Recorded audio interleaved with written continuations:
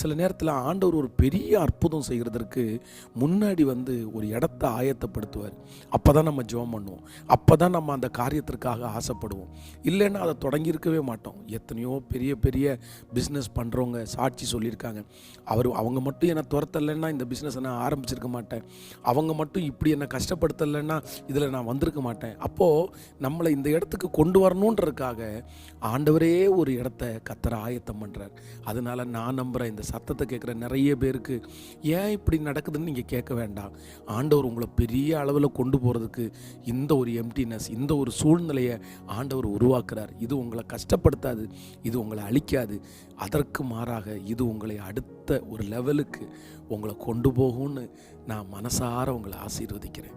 ஆமேன். ஆண்டவருடைய பிள்ளைகளே, இன்றைக்கு மிக முக்கியமான ஒரு ஞானத்திற்காக நம்ம ஜெபிக்க போகிறோம். வேதத்தை திறந்து ஒரு வசனத்தை வாசிக்கலாம். ஆதியாகமம்